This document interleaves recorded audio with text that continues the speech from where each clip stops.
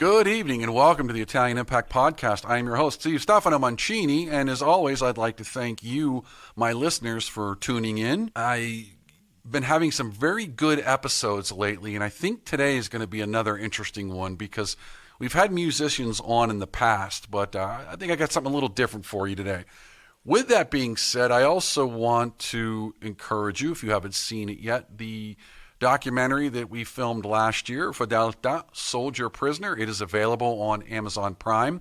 So I would encourage you, if you have not seen that, please watch it because this year marks the 80th anniversary of the construction of the chapel, and a lot of family members are going to be coming back from Italy. So I'm hoping after you see it, you'll kind of be inspired to, one, go look at the chapel, and then also, if you're interested, to come join us in September for a bunch of festivities, first of all, to welcome, the families back, but also to continue to celebrate the fact that the chapel has been very well maintained for the last 80 years. It kind of stands as a legacy of, something good that came out of, an awful time in human history. So again, please check out the documentary, Fedeltà, Soldier Prisoner, on Amazon Prime. And I also want to remind everyone, I am the new honorary consulate here in the Pittsburgh area. So if you have any questions, feel free to reach out. I cannot approve your citizenship. I get a lot of people asking about citizenship. Mi dispiace, non posso farlo. You're going to have to just, I can try and give you some guidance on things, but you're just going to have to get that appointment in Philadelphia. I know they're difficult at times, but I encourage you to stick with it. I do think it's worth it in the end, especially if you're looking to, buy property or go live in Italy for a long time, or maybe even retire there. There are benefits to becoming an Italian citizen. So if you feel like you are interested in that, I encourage you to take a look. It's not a short process. You have to be patient, but it is a process, and like all processes, it will have an end. So, stick with it, and, I'll do my best to help you out along the way. All right. With that being said, I would like to kind of introduce my next guest because when I started doing this podcast, I was introduced to a festival down in West Virginia. And while I knew there were some Italians in West Virginia, then later I heard this story about the Mannong mining accident where a lot of immigrants were killed, primarily Italians, during a major mining accident over 100 years ago. So now, kind of fast forward, I learned there's actually a very large Italian community in West Virginia.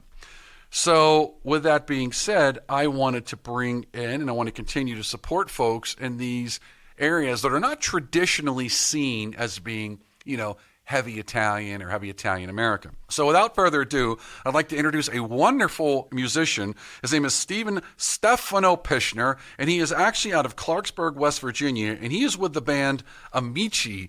And again, they're going to be performing, and I'm going to let him explain all of that to you. But Stephen, welcome to the show. Well, it's good to be here. Thank you for having me. It's a privilege to be on the air there in the Pittsburgh area. I don't think I've done a Pittsburgh show yet on radio, or a podcast as such. Well, I like your attitude, and for the record, you're going to be internationally, globally downloaded. I am so just strange to say that, but I mean it just blows me away. But no, welcome to the show, and you and I have spoken before, and I kind of always like to give the mic to you, but kind of introduce the listeners to you. Well, one of the things I want to say up front, I've done a variety of these podcasts, across the nation about, having to do with Italian American culture and Italian music and things like that. But, one thing that just keeps coming to my mind every time I do these things, I don't think that our ancestors who got off the boat and came into America ever thought they were going to be this big of a deal in radio, television, music, movies, writing, literary works or whatever. I think they were doing their best to make their way here, to make a better life for themselves. They had their own traditions and their families and all the things that they enjoyed in life, and their ups and downs and their challenges. But I don't think they ever thought they were going to be like this kind of celebrity famous in the days that passed after they had passed away. And every time I do these things, I'm thinking we still bring them to the forefront every time we do a podcast or anything like that. So it's great to do that. But I enjoy delving into my Italian heritage. I'm Italian on both sides, even though my name is Pishner, Pishner. My real name that was changed at Ellis Island was Pishoneri, Piscioneri, and my mother's last name was Alessio. It should be Alessio, and Ellis Island gave us another L, so it's Alessio. So it's kind of funny because both names are misspelled, but nevertheless, I'm Italian from both sides, and my family came from Calabria, and they came in the early 1920s through New York to West Virginia. My mother's side of the family, all of my grandparents came from a city called San Giovanni in Fiore. It's in Cosenza, so kind of like around, I'd say maybe close to the ankle area, you could say. And my father's side came from a place called Cavolonia, which is the provincia di Reggio di Calabria. And so these two cities are 3 hours apart. I've been to both of them.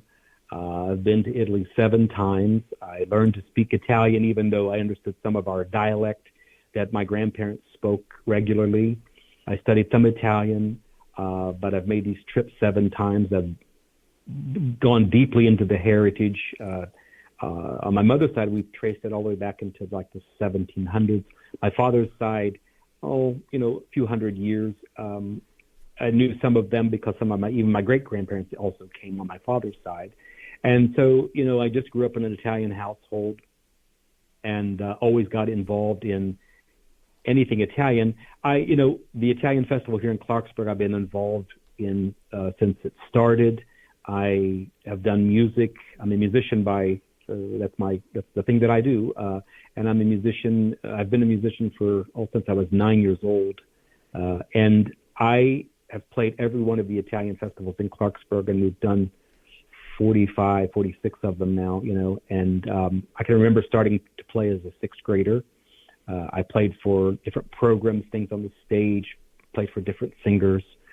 And in 1984, I formed a band with some friends, and the band's been at it since, and it's matured over the years, and it's become it holds its own. Like the Italians say, in gamba, they're in gamba. In other words, they're on their and so it holds its own. And we've played some really notable things that I didn't really see coming, but it happened. And a few years back, we were invited to play in of all places in North Carolina, and we thought, wow, Italians in North Carolina. So we went to play in North Carolina for a thing called International House. It was a gala event that they had there, and that year the theme was Italy, so we went there, and then they wanted us to come back and play in Charlotte again, and we played downtown. They had an Italian festival in the downtown area, and then we got called to go to Atlanta, Georgia. We played there, and it was very interesting playing in Atlanta, Georgia.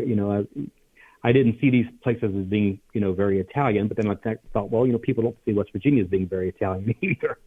So we did that, and then one day I got a call from a guy who was in Washington, D.C. He said, can you come and play in Washington, D.C.? And I'm thinking, well, Washington, D.C., now you got the Kennedy Center, you got all these performing artists over there. Why do you want a band that plays Italian music from West Virginia?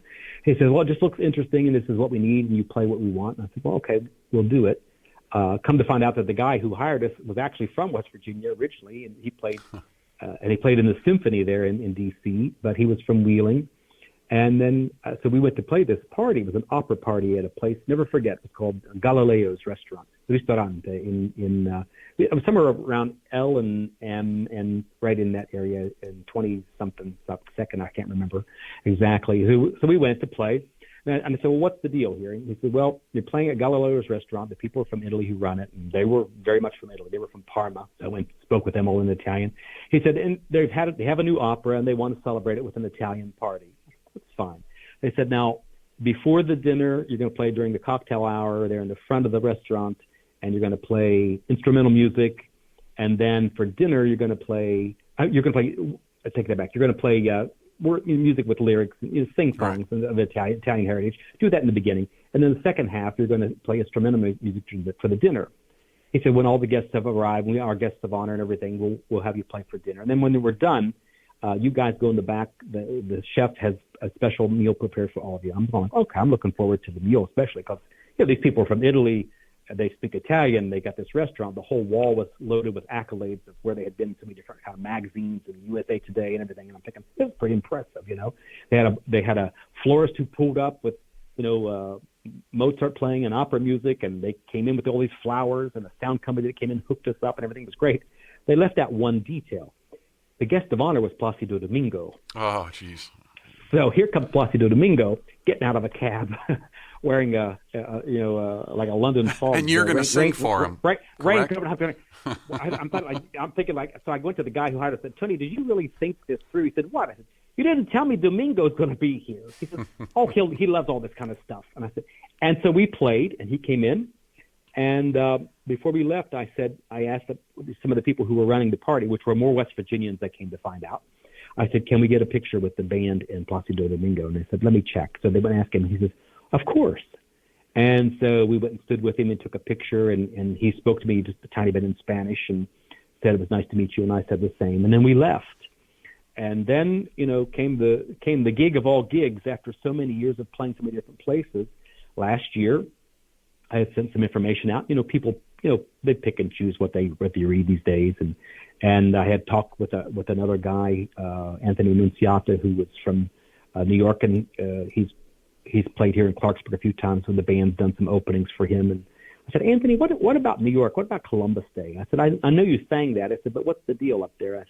I said, I think this band could play it. I said, I know some people in New York besides you who are that could, vouch for us. And he says, well, try this number, try this email. And most of the things, kind of just like didn't work. And I said, Anthony, he said, well, just call up there. And so I called the Columbus Citizens Foundation, who does marvelous work, and they raise, numerous amounts of dollars to help with all kinds of educational things and outreach right there in New York. And I told him who I was and who the band is, and I said, we've been doing this for 40 years. And I said, if you think this is something that appeals to you that might be useful for Columbus Day, you call me, you let me know. They said, okay.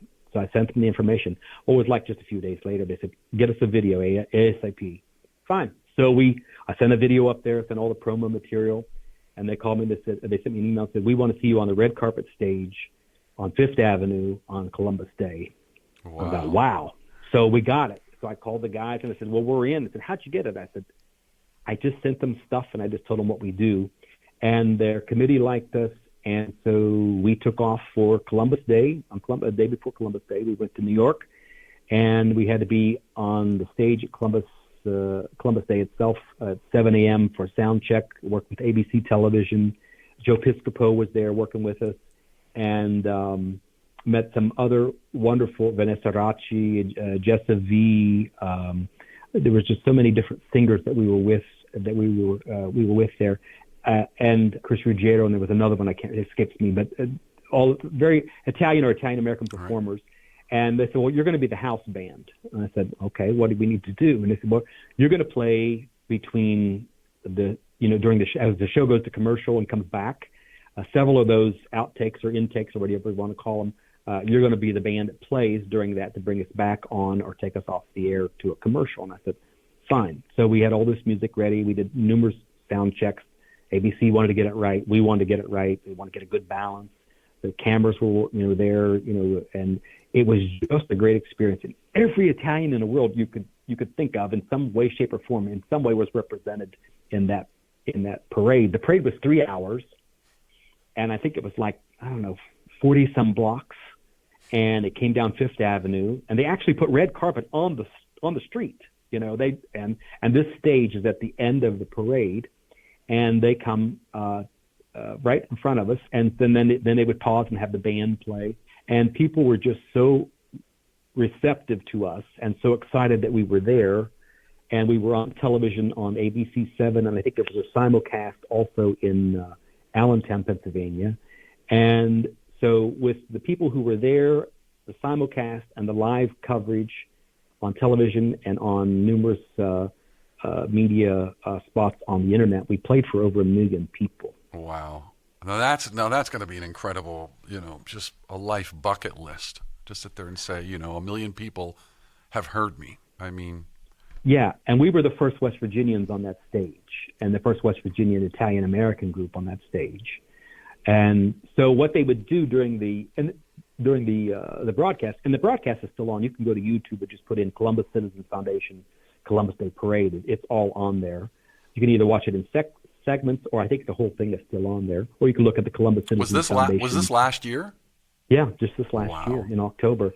And so we did it, and so they said, what you'll do during the show is, like I said, you'll play intermittently during the show, but we're going to tease the audience, so they're going to wait for you at the end for you to do your own piece as the band, Amici. And I said, fine. I said, but make sure it's something, notable or memorable. And the TV station was calling me and saying, what is it? Because we got to get the rights and da-da-da-da. And I said, fine. So I thought, you know what, I'm just going to go hardcore classical here and do O Sole Mio. And I'm going to do, it's going to be like over the top, with the high notes, the whole bit. And let me tell you something. Good. And we were in the pocket that day. It was right on the money. And they said, no, you can only play, you're going to do this 2 minutes and 15 seconds. I'm like, okay, how do you cut O Sole Mio down to 2? So I figured a way to condense it so it didn't lose any of its fervor or vigor. And so I did an interview with Giada Valenti, who is a very good singer and good performer. She's from Venice. And she just did some work with Vince Gill and Trace Atkins in Nashville. And but Giada Valenti, you can look her up. She's wonderful and fun to be with. And she was the hostess, I guess you could say, for the day, running the show from the stage every time they would come to the stage. And she did an interview with me, and we talked for a few minutes. And it's funny because live television is its own beast. It's its own way of doing things, because everything they were telling us to prepare for changed right in front of us in seconds. Like they said, well, play this. No, we're going to this. No, you're going to come back to this. And we're like in seconds. Even her interview, what she told me she was going to say and do, we had to change like at 2-3 seconds before she even talked to me. Luckily, we can go with the flow. We've been at this 40 years, so it's fine. So Giada was asking me all these different questions, and I told her, I said, I've got people watching in Italy. We have people watching in West Virginia all day. And she says, so make sure I told them where these people were and to say hello to everybody. And then she said, what are you going to sing? And I said, it was Classico Sole Mio. She says, take it away. And we did it. And we finished, and I could hear the broadcaster, I think it was Joe Piscopo, after I finished, with the high part and everything, he goes, what a voice. And I thought, you don't know the half of it, but we did it. And then we played a little bit at the end, and they were still talking about the band on the broadcast. And then after that, I had another interview with a guy who had his own show, and it was a private thing. It's called FaceTime, and the guy was just, he was just great, because he had his act together, and he did all kinds of things. Todd Wharton, FaceTime with Todd Wharton, and he interviewed me a great deal, and I got to thank all the people that helped fund this trip, because this trip was on our dime to do it, and I raised several bucks to take the band up there, so they wouldn't have to take it out of their own pocket. But it was a good, I say a couple things. For example, in this business, you're selling art, you're selling the sense of yourself, you're displaying, showcasing culture, talent, history, the language, and how you approach that with such framed in some kind of a respectful way, that pays tribute to the heritage, but also it's your take on this, in that moment while you're on stage. And I say, like if I make a recording and the band makes a recording, those to me are like electronic business cards. You send them out, people listen to them, they go, oh, we're interested in this, or we want to follow you, or we want to buy your recording. But when you go there and you do it in person, now this is the real thing. There's no turning back. You're on TV, you're live, the people are eating it up, and they had their phones going. They had and that can make or break you right there on the spot. Oh my gosh, because it's like you got to be in gamba, as they say, on the seat to be in the. And so and it went so well, and people were FaceTiming with their relatives in Italy, which I'm thinking like no pressure there, because I'm not Neapolitan by any means, but the song is in Napolitano, And so afterwards, we packed up and we left, and I was done with the interview. I even did a little small interview with a guy on the side in Spanish. I had to speak Spanish a little bit to this guy over on the side. He wanted to know about the band, and he was like just kind of starting out his own little podcast TV program or whatever on his own. And so I spoke a little bit with him in Spanish. And then we went to eat. And I thought, well, where else to go in New York City? Go to Little Italy and go to the restaurant called Amici. So Amici, went to Amici to eat. And I went in and I told the guy who we were and what we had done. And we had ordered a dinner. And then he came out and he says, desserts on us, get what you want. He says, we're glad you're here. And now we're following each other on Facebook and Instagram. It's been really, really nice. But that's a little bit of what we do and who we are. We've done some recordings. We're on all the music platforms. We have a website called amiciwv.com, amiciwv.com.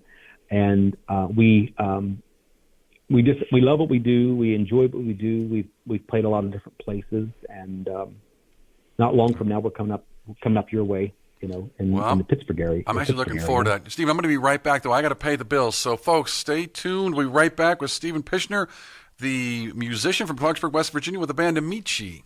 Thanks to Greater Pittsburgh Travel. For any of your travel needs, let Tom and the team at Greater Pittsburgh Travel know, and they'll take care of you. For more information, call 412-331-2244 or visit their website at www.greaterpittsburghtravel.com. For all of your plumbing needs, be sure to try Palucci Plumbing. Nick and the team have decades of experience and will get you back up and running.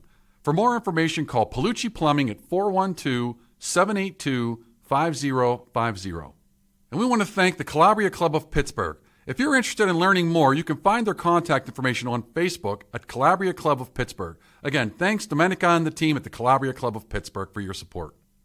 And we want to thank La Scuola d'Italia Galileo Galilei, the only nonprofit school in Pittsburgh endorsed by the Italian Consulate. If you're interested in learning Italian or have your children being immersed in the Italian culture and language, be sure to give them a call at 412-404-7070. And that's La Scuola d'Italia Galileo Galilei. We'd also like to thank Chris Gonzalez from the Knights of Columbus. If you have any questions about joining the Knights of Columbus, reach out to Chris Gonzalez at 412-605-9074. All right, welcome back. Stephen, I want to go back to something you said initially, and it was kind of interesting to me. I think it was you and I that were talking, and, we kind of, were recollecting the fact when these people came over here, it was more of a survival mode. They get on the boat, arduous journey. They come to America. Hopefully they got somebody sponsoring them. They get through Ellis Island. They come. They probably got nothing in their pocket, and they go to work. Try and make a better life for their family. Now, the interesting about West Virginia was, and even some of the southern parts, because you'd mentioned, Atlanta. I don't think a lot of people know. A lot of Southerners, a lot of Italians from the South went to the South because they worked the fields, because when they were in Calabria, they worked the fields. So Italians became like kind of the next, for lack of a better term, iteration of cheap labor in the South. And I think a lot of people don't understand or appreciate that little detail, or the fact that they came here and worked a lot of the mines. Hence, why did they come to West Virginia? Mine work. But you said something I thought was, I just liked what you said, where they probably never envisioned that you would be thinking about them or talking about them 100 plus years later on podcasts, et cetera, et cetera. So I want to go back to, kind of recalling the point that, what do you think, if they could hear you, like if your grandparents could hear you now talking about them, and you're, what do you think they would think? Well, I still think what they'd say, they wouldn't think anything that this was a big deal. I mean, my grandparents were so very simple. Everything they did was very simple. I mean, they knew about Italian festivals and things like that, but, their life was their family. Their life was their garden. Their life was making sure people had something to eat. That's the first question you got when you got into the house. Hai mangiato? Hai mangiato? Did you eat yet? And I don't know. I don't think that they would.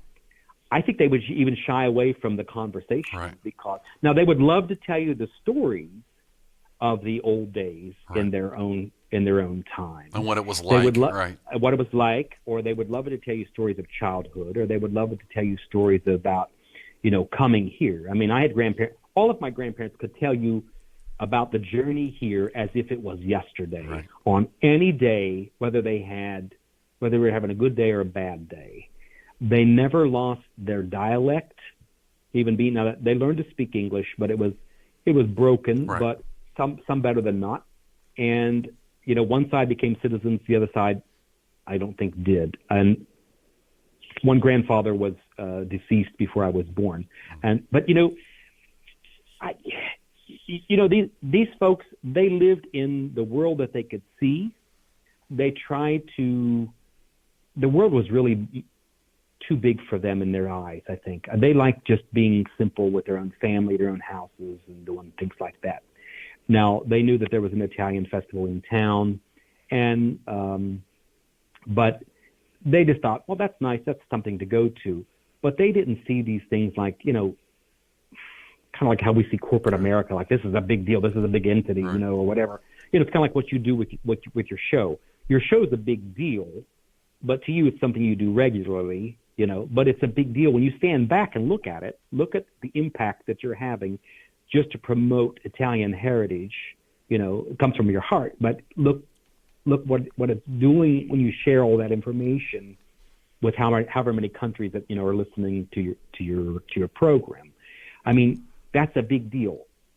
To them, it's like if you went to their house for dinner and it's a great dinner, which every dinner, in an Italian's house is a great dinner. I never complain. But I never did, but the thing is, but imagine or remember the time when you would bring somebody who wasn't Italian or bring somebody who was going to be a future spouse, to your house, and you eat this, and they're like, we never ate like this. We don't do this. And this was common to us, and I just think that they never thought, that, their family, their faith, their gardens, their way of life and things like that. And they wanted to be respectful, good Americans too. I knew an Italian woman who lived not far from here. And anytime she heard that national anthem, she made her family get up and stand with their hand over their heart, no matter where it was. Well, they appreciate it. And that's the other thing. A lot of Americans that are born here, and I think generation after generation, I think the reverence line is what I'll call it here. It gets thinner because you don't know what you have until you lose it. And I think when those people didn't have it and they could, whoa, what is that? You mean I can work hard and work myself out of poverty and actually maybe one day be middle class or even rich, and I can send my kids to school and we can eat and we can have that. People just don't understand that. And I do think the reverence is important because without that sacrifice, you and I wouldn't be here. If those people hadn't made that decision, we wouldn't be here, wouldn't be like this. Precisely. We stand on their shoulders. Right. Whether they would agree with that or see that or not, somebody took a chance and came here. Yeah. They would shy away from any of that because, again, they were humble people and they were not used to taking any kind of glory for anything. And I think, but they brought so much to the table, and Italian heritage, whether it's from Italy or from whatever country where Italian heritage is present, it brings so much to the table. I think that, years ago there was a woman from Pittsburgh. Her name was Jane Farrow, and she started this group called I Campagnoli. It was a dance singing folk group there. They used to come to Clarksburg. But Jane was interviewed one time, and someone said, "What would the world be like without Italians?" And she said, "Bland." And I said, I agree with you. And every culture brings something to the table. I'm not trying to be self-centered, but the point is that what the Italian community brings to the table, is something unique. And those of us who are fortunate to have grown up with Italian immigrant grandparents, it's something that you can't explain and you can't replicate. It's something that you either were there or you're not. And if you were not, then I think it's in your best interest to ask the questions, tell the story, ask them to tell you the stories, read the books, read the biographies, go to the festivals, sing the songs, eat the foods, make the foods, do those kinds of things, because then you're back with them as close as you can be for now, Right. I mean, you know, we still do the seven fishes at Christmas and things like that. And, you know, we go to the festival here. I've been playing all of them. Wherever I can go, I play. I've even maintained contact with some of the relatives in Calabria. In fact, that's another whole show, Stephen. But the thing is, it's like, for example, during, you know, when we were kind of like on lockdown in 2020 during the time of COVID, I had nothing to do. But so I did two very Italian things. Number one, I decided I was going to write a memoirs book, which is still sitting on my computer. It has to be proofread, but it's ready, about how I reconnected our family, at least on my mother's side, back to Calabria and found the relatives. Because there was 60 years of silence where the letter writing just stopped. And I found them after 60 years. And I don't think my grandparents really wanted me to remake that connection, because I think what they left there, they said what they left there for a reason. And they enjoyed just having a new life. Because, real quick, sometimes, I want to touch on that, because that's a very interesting thing, because a lot of them left, you know, unless you're running from the law. Like I said, it's a necessity, but that is something that people don't appreciate. I'm not inferring anything, but, you know, sometimes there is a little bit of bad blood. And maybe part of that was, well, you left us, you know, and some of it was maybe they're just pissed off and I'm leaving you. So that's an interesting. How did they respond to that when you went back? Did any of that? Did you sense any of that? Well, first of all, I have to set up the scene. So I'm going to just talk about my maternal side at this point, because this is the track where I did most of this work.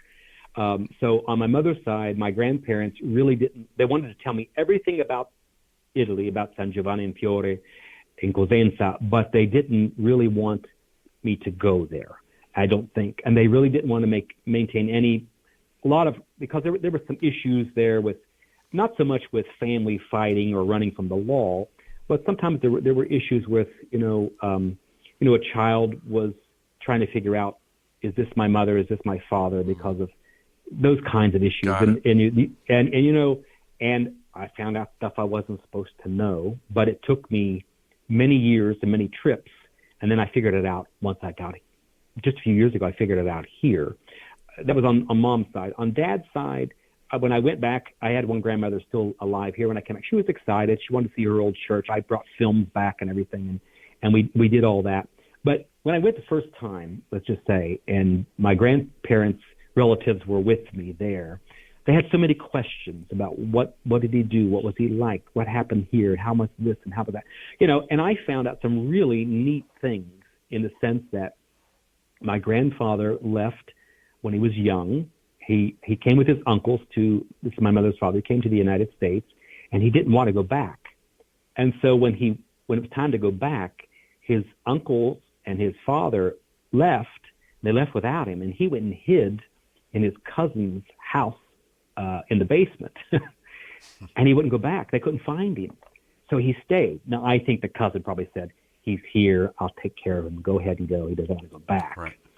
But and there were some issues where he was like, who was my real mother? And I think there were some issues there at some point. And I got into that, which I wasn't supposed to find out. But those, to me, that's the richness of the story. That's life. Right. Well, I was going to say, that sort of thing happens. It's not unique. I respect, one thing I do respect about it is, I don't want to sound judgmental, but there is something to be said where nowadays it's almost like people have no shame with anything they do.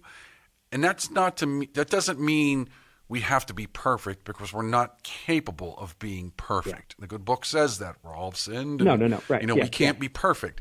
But at the same time, right. Yeah. But at the same time, it's like, at least have a little bit of, I hate to say it like this, a little bit of shame when you do mess up. It's not that. Well, you own it. Right. And I think, right. And they don't do that anymore. They're just like, it's like, look at me. Okay, so what? I did this. Yeah. It's like, have a little bit of. Yeah. It's one thing to be extreme, but it's right. On either side. Somewhere, right. Moderation. But I mean, in all things, absolutely. In all things. So when I went back, they were asking me different things, and they were asking my aunt. Two of my aunts and my uncle went with me. So I was there, and it was funny, because the very first thing one of my cousins said to me, he says, "Tell me the words." I said, "What words?" He said, "Tell me the words." I said, "The secret words." I said, "Paolo, what are we talking about?" Oh my And God. he said, I'm thinking like, okay, what did I get myself into? So I said, well, what are you talking about? He says, your grandfather, they would send to go get buckets of water and bring it back to, I guess, the farm or wherever they were. And I said, okay. And I said, what's the deal? He says, well, they would send him on this pass where they knew there were these really mean dogs that were like wolves or whatever, and because they knew that those dogs would chase him and he'd have to run with these buckets of water, and they would always say, well, you go do it. And there was some way that my grandfather would put the buckets down, and he would say certain words, and these dogs would lay down and not bother him. I never knew this story. All the years I spent with my grandparents, not one time did they tell me this story. So that was one of the things. I said, I'm sorry, I don't know the story. I don't know the words. I don't know anything about it. The second story was that when I went to see my great uncle Rosario, who lives in this place called Isola Caporizzuto, it's outside of Crotone. They have a farm that goes down to the Ionian Sea. Beautiful place. You can get, you know what ficcanindia are? You can get ficcanindia. It's like a prickly pear, but it grows on this big, huge kind of cactus thing. That sounds very familiar. They're ready in September. That's the best time to get them. But they have a whole farm filled with that and all kinds of vegetables, and they have some animals and nice houses and beautiful land and trees with olives and stuff like that. And it goes down to the beach. And there's a beach there at the end of the property. We went and walked, with the kids one night, I remember. But, so my uncle, my great uncle says, I cried and cried when your grandfather, my brother, left. And I said, yeah, that's understandable. And he says, but I also cried when the babysitter left. And I said, what do you mean the babysitter? He says, your grandmother was my babysitter. And I'm thinking, like, here's what's interesting. So my grandmother, before she was married, babysat her future brother-in-law and didn't know it. Wow. Stuff like that, going to the courthouse and going through records, and I couldn't find my grandfather. And I couldn't find him. And I'm going like, well, where is he? And no one wants to tell me the story, And so I go through that in my book, and I finally find out who he is and everything about that. So that's what I wrote in my book. But the beginning of the whole thing is what's funny, because it's like playing the lotto. You just don't know, if you get the number fine, or it's like when you're watching The Price is Right and they're playing the game Plinko. They drop that disc down, and you don't know what slot it's going to hit in. So after I had, my two grandparents on my mother's side had died, and I was talking to one of my aunts. I said, well, who's left in Italy? I said, this just always intrigues me. I was like 18 years old. I had 75 questions and no answers. And they told me, so I thought, I got to figure this out. This was before the days of internet. This was before the days of Ancestry.com, any of those kinds of things. So I thought, all I got right now for to have access to is a telephone. So I picked up the telephone and I pushed 0. And I said the operator in West Virginia, I said, would you get me information in Italy? She said, okay. So she starts to talk with the Italian operator, and I can hear where the Italian operator is more British trained and the West Virginia operator is more West Virginia accent, and this was kind of bumpy. And I said, so I interrupted. I said, if you let me speak with her directly in Italian, I think I can make this go a little faster for us. And she said, okay. So I asked the woman in Italy, the operator there, I said, find me. I gave her the name. I said, Maria Alessio. And she starts laughing at me. And I said, why are you laughing? And she says, ci sono tanti, ci sono molti Alessi. And there's so many. I'm going like, I guess I was asking like, Mary Smith. It's Jane Smith now. Yeah. So I start talking. So I said, well, listen, give me 3. And she said, okay. So she gives me 3. So I got these numbers, and I went over to see my aunt, because I couldn't speak hardly very much Italian in those days. It was 1984. And I said, one of these I think could be our relative. I said, let's just try this first one I wrote down. It says Maria Alessio. So my aunt still had a rotary dial phone. So, you had there was a lot of numbers you had to dial, 011390984, and then you had to buy the home telephone number, and you have to wait for the dial to come back. And your audience is probably chuckling with me. And the kids, if there are any young people, I'm remembering it. I didn't call international, but I definitely remember rotary phones because I grew up like that. Yeah, you're the younger ones, if they're listening to this, are like, what is a rotary dial? So go look it up. But exactly. Anyway, it's a fun. Well, I'll tell you what's funny, ride. because you don't realize how in a very short period of time how much technology has changed. Oh, overnight, you could think of it in that way. So I would make a connection, and you can hear that, that underground cable, that tone that would go doo, and you wait, doo, and then somebody comes on and says, pronto. I'm like, yes, we got somebody. So we're talking to this woman, and her name says, my aunt says, Maria Alessia. She says, sí, Maria Alessia. And we're talking, and she says, my dear one, she says, I'm sorry to tell you, I enjoyed talking with you, but I'm not your cousin.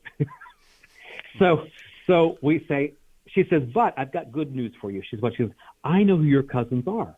They live down the street from me. You call me next Sunday, and I will give you the telephone number, and you can call them directly. We said, great. So the next Sunday, I hightailed it over there after Mass, and I told my aunt, I said, we got to make this phone call. And they go, are we really going to do this? I said, yes. I said, if you're not, I'm going to struggle, and I'm going to do it. I said, well, we're going to do it. So we go through this whole thing, dialing this number again, and this woman gives us the number. She says, you call them. They're waiting to hear from you. And I thought, we got a connection.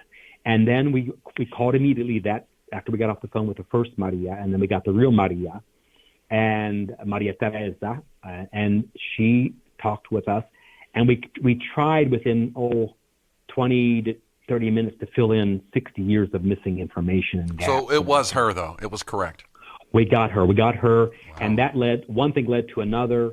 I found out that she had a son who actually came to Clarksburg looking for my grandfather, couldn't find him, and my grandfather kept this name that he had, and he had a little card. And we found it when my grandfather died. And then we found it again when my grandmother died, when they went through stuff. And the name that the woman in Italy told us, my aunt says, let me go look at that name in the drawer. And she goes, that's the same name. The guy was here in the 70s. And somebody brought it to my grandfather. My grandfather, again, very simple, says, no, there's no way that could be anybody related to me. They're too poor to come here. There's no way they could come to West Virginia from Italy in these days. But he kept the card. And so...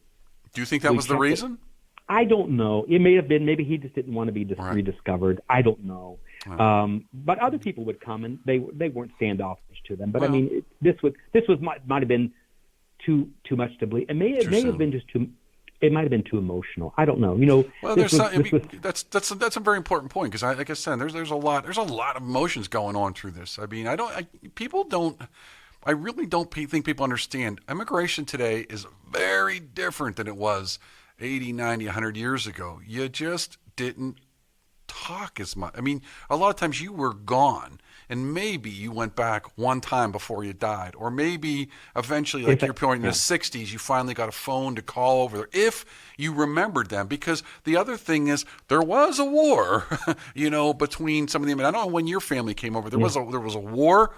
So It wasn't like you were just picking up the phone, and then there was Reconstruction. There was, Italians weren't even allowed to immigrate here for a bunch of years. So not until the 50s did you start to have some normal immigration coming back to the States. But by then, you may have been 20 or 30 years removed, in which case, what was the incentive to reconnect? Well, and the other thing is, life was much easier and better here. I mean, right. My grandfather became a coal miner on my mother's side. My other grandfather, he did some, but he did some other factory work and some other kinds of things. He had a farm and everything. You talked about the Monongah mines situation, in the early 1900s. That's very prevalent here where I live. It's not far from me. And my grandfather told me about that. He knew about all of that. And we even had some pictures, I think, from that. And I met a bunch of those people who came from Italy during that rediscovery time when Mr. DeAndrea, Joe, that was when he came my down, mentor. Joe came down and and then there were people that came from Italy. So they called me in to play music for that mass that they had to commemorate that whole Monongah mine disaster. So I was with some of those people, some of those reporters. And by the way, that's how I found out about it. It was Joe.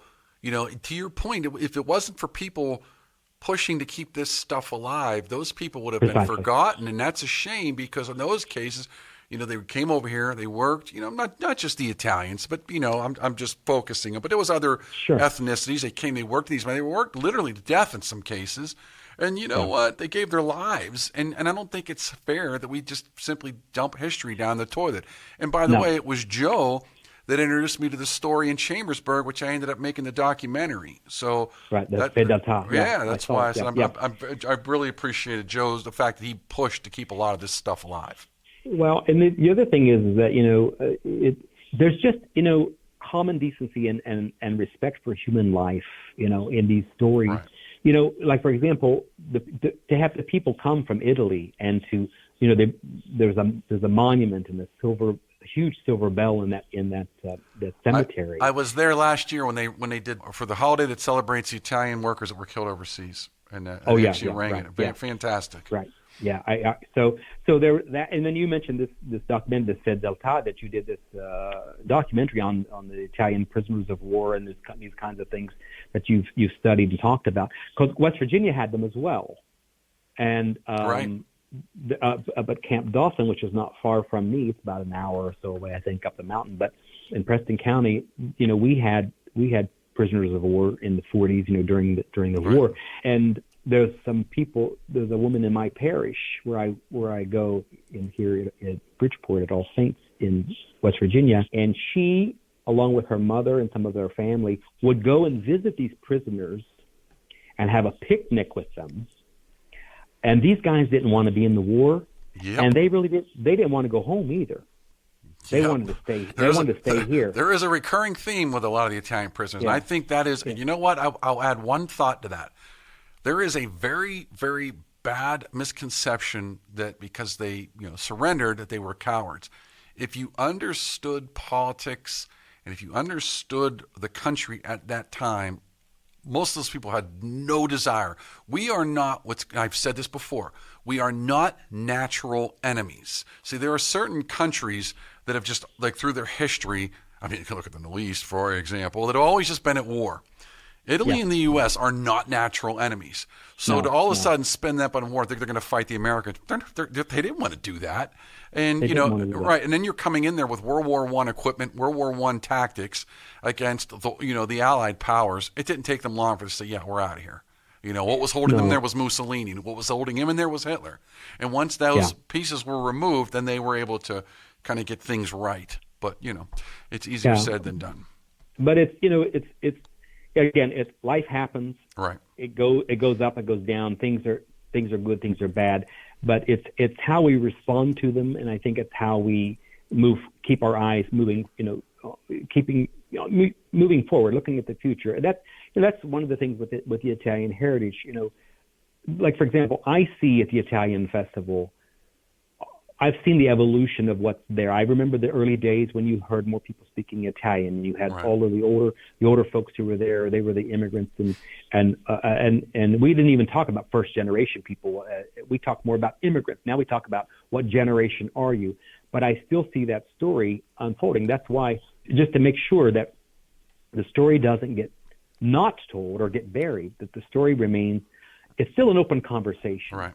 I still think it's an open conversation. Ellis Island is a wonderful place to visit, because you see so much of what people did, and just to get here, and you think, to come to the United States now, it's simple. You get on a plane. Right. Well, I watched this movie years ago. It had a profound impact upon me, and it was called The Golden Door. It has an Italian name too, but it was just called. It was sold here. You can buy it on Amazon, but I watched it on the. I read an article about it from the National Italian American Foundation. It had won something at the Venice Film Festival several years ago. It was called The Golden Door, and it just basically, tracks a family who is leaving Sicily, all guys, father and uncle, and some of their boys, and they're leaving to come to the United States. And it's just a movie that just goes through the whole journey. What was it like to be on a boat for a month? What happens if somebody dies? What do you do with the body? They would just throw it overboard. Are you going to get there? And it's just funny. They had to fight to get on the boat. In fact, so that they would look decent, they went to the undertaker of the village to borrow clothing to wear so they would look nice, just so they could fight to get on the boat. And then when they got to the place to get on the boat, they had to convince them to let them get on the boat. And they all got on the boat. And then they sail across the Atlantic for a month. They meet people on the boat. They make relationships. They end up in New York City. They go through that whole rigorous, testing of, are you this? Can you see? What's your health like? Are you educated? All those kind of stuff at Ellis Island. And one guy was not educated enough, and they sent him back. And they didn't want him to go back by himself, so his uncle went back with him, and the rest stayed. And again, that's another common misconception is somehow if you came from Europe, you automatically got in. No, you didn't. No, you didn't. We've always had rules and limitations on immigration in this country. Always. Well, some were in, some were out. Right. Some came. We didn't even know who they were. Right. But others couldn't come here. Some of my relatives went to South America. That's right. A lot of them did. In fact, I was going to say, in fact, is the consulate. I do a lot of passports for Italian citizens in the area, and a lot of them are coming in here with South American passports and Italian passports, even now. Yeah. And I can remember in the day on my mother's side, my grandparents, they would get a visit every January from someone in the government, and they would have to fill out these alien forms. I don't know what they would call them. I always call them alien forms, alien forms, or whatever. And they would come, but after a while they quit coming. So I don't know, did they become citizens? Did they not become citizens? Did they say, well, these people aren't a threat? What's the problem? Right. But they lived in the day. My grandfather and grandmother lived in the day, or in their neighborhood, where they could actually see people burning crosses on the hills not far from them. They were not, Italians and Catholics were not super welcome in certain instances. That's right. In those times of history. We even have deeds in the courthouse here in Clarksburg that say may not sell to blacks or Italians. And they're still there, plain as day. I've seen them. And, I can remember there's just so much stuff. And, good and bad, we survived it. We're surviving it. We're learning, and we're now, I think, in what I call preservation mode. I think promote, preserve, and share our heritage. It's not an us and them thing. Right. It's all of us. It's all of us. Come and see who we are. We will do the same. I mean, I can remember when the Italian Festival started here in Clarksburg in 1979. My mother, my sister, and I were walking up to watch them set up for the festival. Nothing like this had ever come about. And we went to see a window that there was an Italian tailor who had many things that they brought from Italy that they were in the windows, and they showed how they made lace and how they made dresses and different beautiful things, and their own costumes of the day with what they called the costume from San Giovanni is called the pacchienne, and it's a black dress with a white headpiece and a kind of like a little bit of a vest and some white lace near the neck. Beautiful. But they brought these things from Italy and they put them in the windows for us to see, in those days. And I can remember a woman stopping us, and she used the racial slur about Italians, and she says, I never thought that these would be taken over the city like this. Isn't this a darn shame? And she didn't know we were Italian. Well, that's all my mother. That's all my mother needed to hear. And my mother told her, she said, well, the people that you're talking about would be me and my daughter and my son who are standing here. She goes, I wondered because your son had dark hair and I did. And my mother said, I suggest you walk on that side of the street and maybe head out of the city. But I didn't know until I was in the 6th grade that we were a problem. Yeah, again, a lot of discrimination against the Italian community, but that's what you know what I'll say, like, is you don't hear the Italians complaining. That's the difference. We just work hard, put our head down, do the best we can, and push forward, push through it. We had studied, and don't get me wrong, I don't think it's anything like maybe what the African American community has gone through historically by any means. But it was startling to me as a 12-year-old that my culture was a bother to somebody or a threat to somebody. And it depended on what areas, to your point, though, because the areas was pretty bad. I mean, there were lynchings. I mean, it was bad. Oh my God! Oh yeah. So, down in was it Louisiana? Yep. Now, Stephen. Yeah. Listen, I'm way over my time, but I'm going to tell you what. I actually really enjoyed this. But before I did too. but before I don't want to just cut you off though. But what I want to do is give you a chance to tell folks how can they follow you, how can they learn more about you, where can they go, and I'll put all this in the description. But I want to hear it from you as well. Sure. Well, okay. So you can follow me on Instagram, and it's at Stefano Pish, which is on there, easily to find. You can go to amiciwv.com. That's amiciwv.com. And most of my links are on there for the music and the things that I do. You can go to Facebook and do Amici in America, and you'll find me there. That'll get you started. And of course, I'll send you all the other things. And again, it'll be down in the description for folks. Now, I want to ask you one final question before we leave, because I've always wanted to ask a long-term musician this. So you've been playing, again, a lot of traditional songs for a long time. Let me ask you, do you ever get burnout? No, because the energy from the people rejuvenates you. Because you play better as they stand there and just take it in. And I like I said, I had sung O Sole Mio for 40 years, and here I'm singing it on Fifth Avenue in New York, and it was like I was singing it for the first time with people because of the energy that I was receiving back. So no, not really. That's fantastic. Actually, that's fantastic to hear.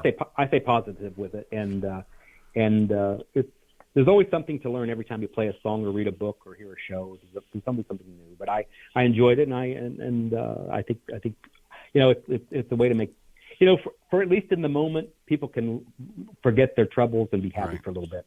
Music should do that. That's fantastic. That's why entertainment is so important. Mr. Pishner, I want to thank you again for joining me today. I think this was a great one. It was funny because we talked, so how long is it going to go? Yeah, like we're way over. But I was loving it. And you said a lot of things that kind of got my brain clicking.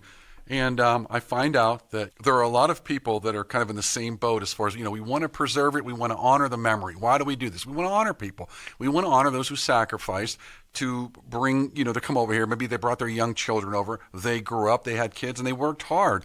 And it is a legacy, and it's what defines the culture in a lot of ways. It's not limited to just the Italians, but it is our culture. And so we want to celebrate that and remember those people. Don't want them to be, a dusty grave that, you walk by in the cemetery and say, I wonder who that was. I don't want that. And I don't want that for anyone. But again, I want to thank you very much. Now, I know you're going to be playing down in Clarksburg soon, and people can go out to your website and check out where you're playing. But for the folks, I'm going to end the show today with a song from Amici, and it's Gloria. By the way, I didn't realize this is an Italian. Was this an Italian song before it was in English? Yes. Giancarlo Bagazzi and Umberto Tozzi. I always wonder why I hear I hear it in Italian. I'm thinking, why do they love this song so much? But now that makes sense. So, folks, what I'm going to do is I'm going to close it out with Gloria from the band Amici. And again, that's from Clarksburg, West Virginia. So please go down in the description. You can go out to the website. You can follow him. I really encourage you to listen to them. And I like what you said, Stephen, that, when the bands or, when the crowds follow you, I want people to get engaged, to fire you up, to get you energized, and you bring the energy back to them, and it makes it a really enjoyable evening. So I think that's wonderful. All right, and I'm looking for, when you come to Pittsburgh, you make sure you let me know. I want to promote you, and more than anything, I want to hear you live. So I can't wait. I'm going to try and get my butt down to Clarksburg as well this year. So God willing, I will. There. Awesome. We'll be there. All right, Stephen, I'll thank you again for joining. And folks, as always, I want to thank you for tuning in and enjoy the song.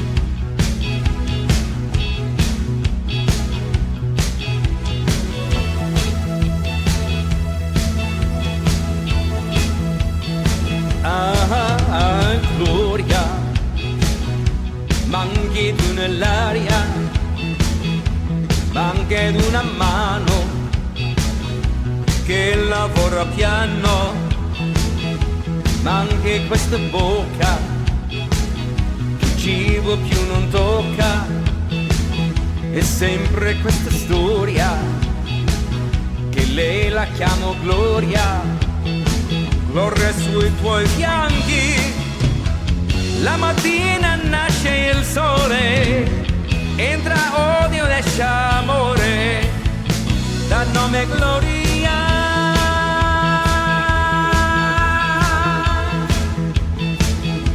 Gloria, Gloria,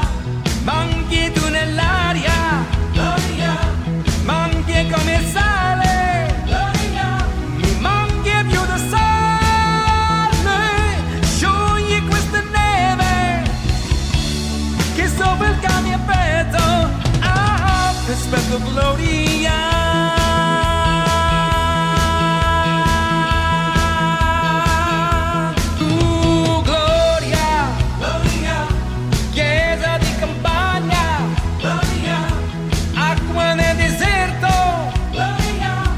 Lascio perdere il cuore, scappa senza far rumore, da lavoro, da tuo letto, dai gradini di un altare, ti aspetto gloria.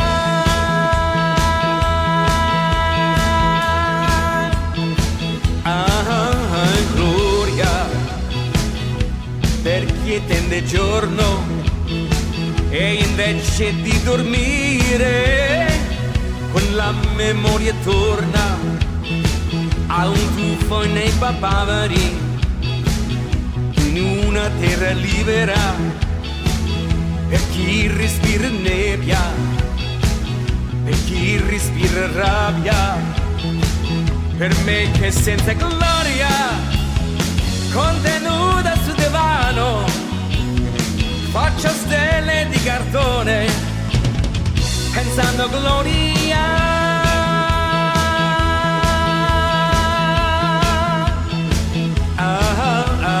Gloria, manchi tu nell'aria, manchi ed una mano che lavora piano, manca questa bocca cibo più non tocca, è sempre questa storia che lei la chiamo gloria. Gloria sui tuoi fianchi, la mattina nasce il sole, entra odio, esce amore, dal nome gloria.